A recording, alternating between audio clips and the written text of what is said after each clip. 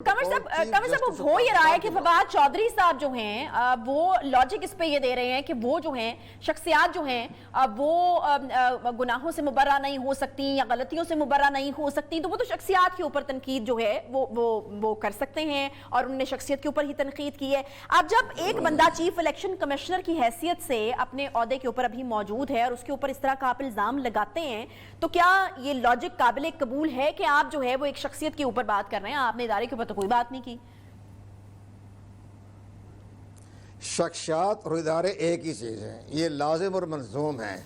ये तो ये नहीं हो सकता कि शख्सियात को आप बुरा भला कह दें और इदारे की आड़ में, इदारे और शख्सियात एक ही लाजिम मंजूम हैं। तो इस अब मैं इसकी मिसाल ये देता हूँ कि हमारे मिनिस्टर साहब भी, चीफ इलेक्शन कमिश्नर साहब ने भी जिस अंदाज से सेनेटर निहाल हाशमी, दानियाल अजीज़ और तलाल चौधरी को जो उन्होंने नाहल करार दिया था, उन्होंने इदारों पे बात नहीं की थी। उन्होंने ये कहा था कि सुप्रीम कोर्ट के बुतों को गिरा दो। उन्होंने नाम भी नहीं लिया, सुप्रीम कोर्ट के बुतों को गिरा दो, जज भी नहीं कहा। इस पे इन्होंने तीनों को इन्होंने 5 साल के लिए नाहल करार दे दिया। तो आप ये बताइए फवाद चौधरी साहब, तो उन्होंने तो बुतों का नाम लिया था ना, सुप्रीम कोर्ट का तो नाम नहीं लिया था। तो अब यही हालात इनके सामने हैं कि अगर इदारों की आड़ में छुपना चाहते हैं, लेकिन इदारे का सरबराह को आप बुरा भला कहते हैं, उनके मेंबरों को बुरा भला कहते हैं, तो इदारे और मेंबर तो एक ही चीज़ है। तो इलेक्शन कमीशन पाकिस्तान ने सुप्रीम कोर्ट के वो तमाम जजमेंट ये मंगवा ली है। सही। अच्छा कामर साहब, अभी माफी तलाफी के तो कोई आसार मुझे नजर नहीं आ रहे, क्योंकि फवाद चौधरी साहब ने कहा है कि अगर जवाब मांगा गया तो तफसीली जवाब जो है वो दिया जाएगा। मुझे ये बताएगा कि क्या ये जो वफाकी वुज़रा है उनकी जानिब से वजाहत कर देना, या फिर चलें अगर आगे चलकर सोचें तो माफी मांग लेना काफी होगा, या फिर अब जो इल्जामात इनकी तरफ से लगाए गए हैं इनको सबूत फराहम करना ही पड़ेंगे? अगर ये माफ़ीनामा दाखिल कर दें तो उसकी कोई दूसरी बात है। माफ़ीनामा तो इस इजाज़त है, आइन में भी कानून में भी माफ़ीनामा तो हो जाता है, वो भी इदारे की मर्ज़ी है। इन तीनों उन्होंने, जिसका मैं जिक्र किया, इन्होंने भी माफ़ीनामा दाखिल कराया था जो सुप्रीम कोर्ट ने तस्लीम नहीं किया। अब ये इनके जवाबात हैं, वो इलेक्शन कमीशन ने अगर तस्लीम ना किए, उसको जवाब को नाकाफ़ी करार दे दिया, तो फिर इनके खिलाफ आर्टिकल 63(1)G के खिलाफ मुकदमा दर्ज हो जाएगा, इनको नाहल करार भी दिया जा सकता है। और यहाँ तक मैं कह दूँ कि इनको जनाब वो ख्याल ही नहीं है, इनको ताहयात भी नाहल करार दिया जा सकता है। अच्छा, जब वो ये कहेंगे कि जो आपने हम पर तोहमत लगाई, जो आपने इल्ज़ाम लगाया, उसका सबूत पेश नहीं कर सके, तो आप सादक अमीर नहीं रहे, आपने झूठ बोला हमारे ऊपर, तोहमत लगाई है, तो वो भी उनको ताहयात भी नाहल करार दे सकते हैं। तो हुकूमत इसके जवाब में कुछ कर सकती है? हुकूमत ही कर सकती है कि इलेक्शन कमीशन के खिलाफ सुप्रीम जुडिशल काउंसिल में चली जाए? हाँ, ये है, ये हुकूमत के पास इख्तियारात हैं। वो जुडिशल कमीशन में जैसे जस्टिस काजी फायजी के खिलाफ गया था, तो वो केस जा सकता है, लेकिन क्या सबूत पेश करेंगे? आप उनको गालियां निकाल रहे हैं, आप उनको रिश्वत का इल्ज़ाम लगा रहे हैं। जब वो रिश्वत का इल्ज़ाम का जवाब, उस तसल्ली बख्श जवाब वो नहीं दे सके, तो सुप्रीम जुडिशल काउंसिल में कैसे केस जाएगा? ये जा सकता है, इनके पास इख्तियारात है, भेज दें, वो फिर सुप्रीम कोर्ट ऑफ पाकिस्तान के ऑनरेबल चीफ जस्टिस है, मेंबर है, वो देख लेंगे। लेकिन उनके पास इख्तियारात हैं, रास्ता खुला है उनके लिए। लेकिन पहली बात ये जवाब दें कि जो इन पर इल्ज़ामात लगाया है वो सबूत पेश करें। अगर सबूत पेश नहीं कर सकेंगे तो तोहमत, इल्ज़ामात और झूठ बोलने पर उनको आर्टिकल 62(1)F भी लग सकता है।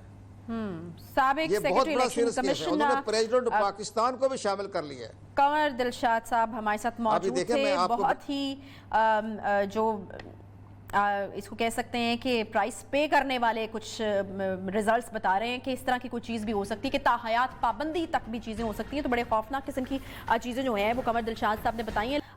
इलेक्शन कमीशन एक्ट 2017 हमें ये बताता है कि इलेक्शन कमीशन के पास हाई कोर्ट के बराबर इख्तियारात हैं कंवर साहब, जिसके तहत इलेक्शन कमीशन वुज़रा के खिलाफ कार्रवाई कर सकता है। तो क्या एक्सपेक्टेशंस रखनी चाहिए, या फिर आपको क्या लगता है कि अगर मैक्सिमम भी कोई कदम उठाया जाता है इनके खिलाफ तो इनको क्या नाहिल कर दिया जाएगा?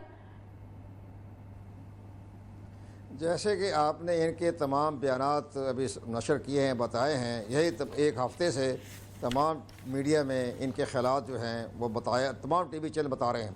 इलेक्शन कमीशन पाकिस्तान ने इनके बयानात की रोशनी में जो आज नोटिस जारी किया है, ان پہ الیکشن کمیشن پاکستان کے پاس بے پناہ اختیارات ہیں۔ ایک تو آپ نے الیکشن ایکٹ 2017 کا سیکشن 10 کا حوالہ دیا ہے، لیکن اس کے ساتھ ساتھ ان کو آئین کے آرٹیکل 204 کا بھی تحفظ حاصل ہے۔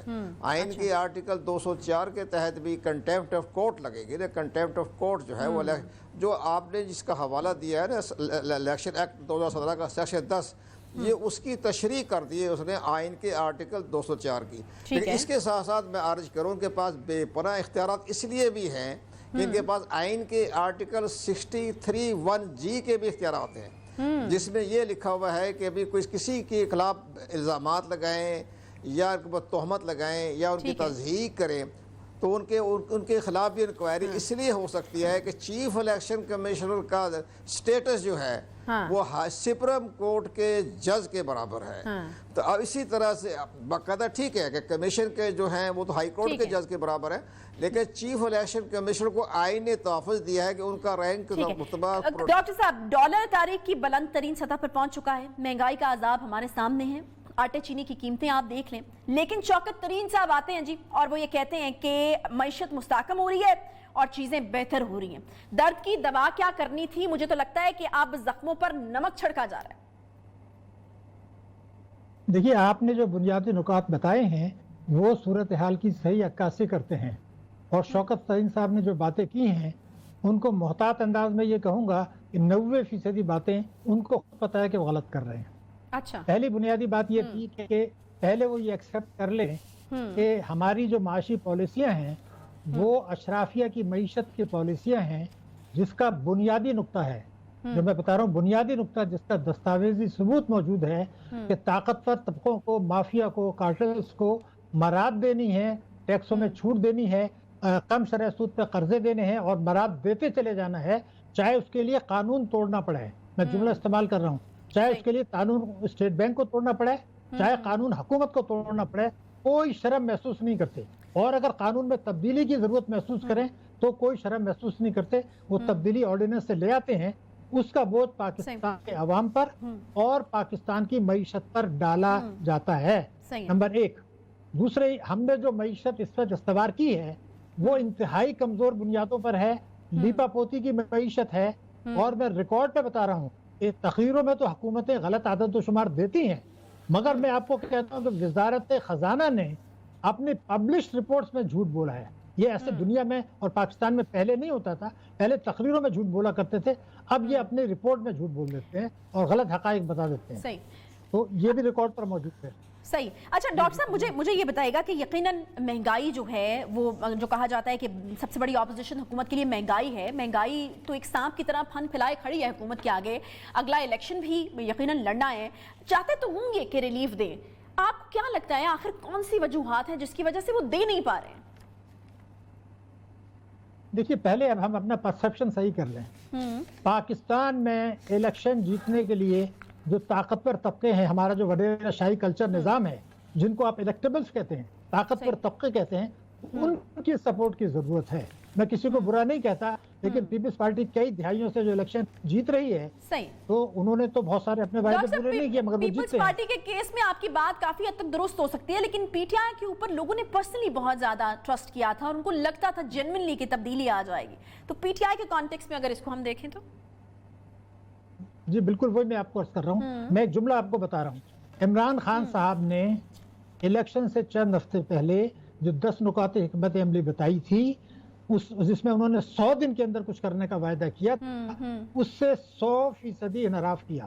ان کا بنیادی آپ کو پتا ہے، مجھے بھی پتا ہے، قوم کو بھی پتا ہے، بنیادی نقطہ تھا لوٹی ہوئی دولت میں واپس لاؤں گا اور وہ عوام پر خرچ کریں گے۔ اب انہوں نے ایمنسٹی دی ہے، اور پہلے کہتے تھے لوٹی ہوئی دولت باہر سے لاؤں گا۔ آپ کو پتا ہے انہوں نے ایک ایمنسٹی دی ہے کہ پاکستان سے لوٹ کے جو باہر آف شور میں گئی ہے، چاہے وہ ججز کی ہو، چاہے جنرلز کی ہو، چاہے حکمرانوں کی ہو، چاہے سیاستدان کی ہو، اس پیسے کو پاکستان واپس لانا ضروری نہیں ہے۔